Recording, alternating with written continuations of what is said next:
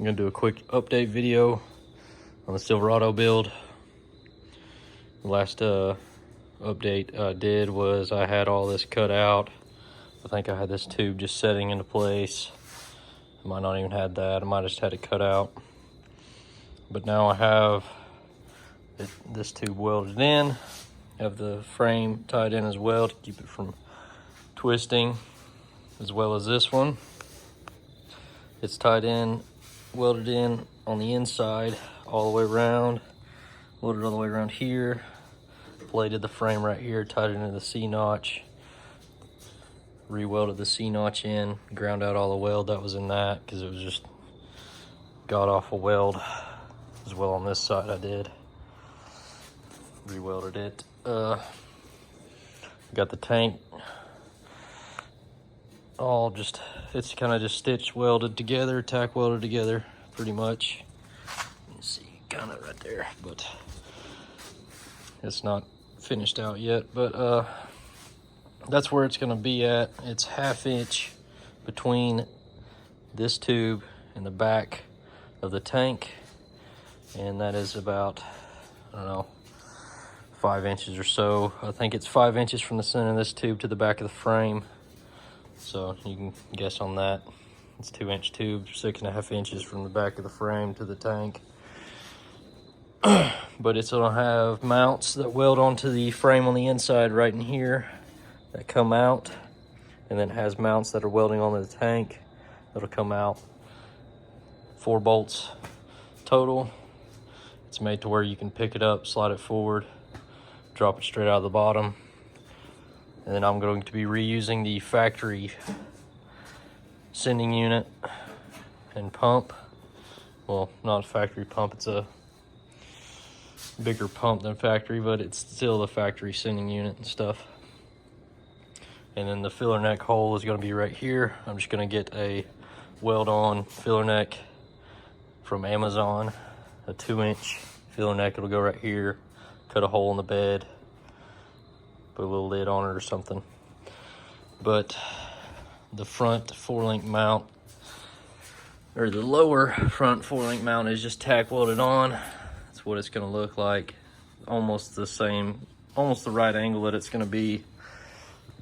I still have some parts I have to order for it. I'm going to put heim joints in. I have these bushings with threaded, all thread welded onto the end for right now. But I got it all mocked up, welded in the back end. So now all that's left is do the link bars, redo the exhaust, run the wire harness, extend the wire and harness to the back, do some AN lines, and then just show you guys, this is where the leaf springs mounted. I just drilled the rivet heads off, about a 1/2 inch drill bit, put a pilot hole in it, 1/2 inch drill bit right in the center, took a air hammer or a chisel and hammer and just knocked the head of it off. Might have to do some grinding, grind it flat and then beat it out. See how this one's not out yet? It's just ground flat. I still have to beat it out, but it's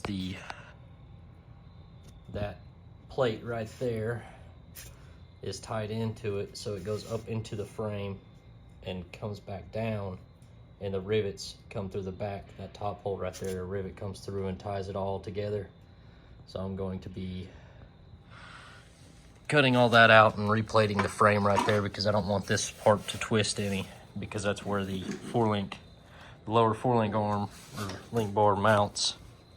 So it will be plated probably from the bend, well, that should be easier to show you, probably from the bend right here down to about here. I'm going to plate it just to make it stronger. And I think on the last time I made the video, I showed each side right here and here. I think what I'm going to do is cut all this out, cut this out a straight line, cut out this real thick stuff, because it kind of doesn't, I mean, it probably needs that, but it's there for a reason, but it doesn't really need it now. I'm gonna cut that out, cut this out, replate it all, so it's flat because this is dished in. I'm gonna use the same thickness material I used on this, which is 10 gauge, I believe. Let's see, yeah, 10 gauge. And that's plenty thick enough. I mean, that's the thickness of the entire frame of the truck. So that'll be plenty strong enough. So I'm gonna cut it out straight right here, replate it all the way up till about right in the middle of the C-notch to tie it into that as well. And this will be where my upper link bars mount. Let me get the mount here.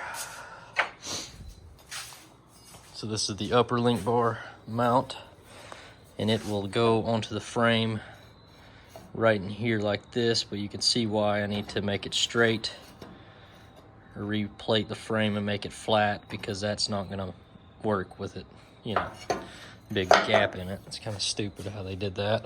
I don't know why they did that, but I think I said in the last video I was going to cut this tube out and replace it with another piece of 2-inch like I did on these ones, and then replate the whole thing like I did with this one and that one. I think I've decided I'm just going to leave that in there and just cut all the brackets, exhaust hangers, shock towers, you know, the tank bracket right here. I might try to cut it off, just clean it all up, make it look a lot better, and then do the link bars. But I have to do all this first and then see where I'm at from there. But I will make another video here soon whenever I get more done to it. To finish out the night, I'm gonna tack on the other lower link mount on the other side and try to find some more tube.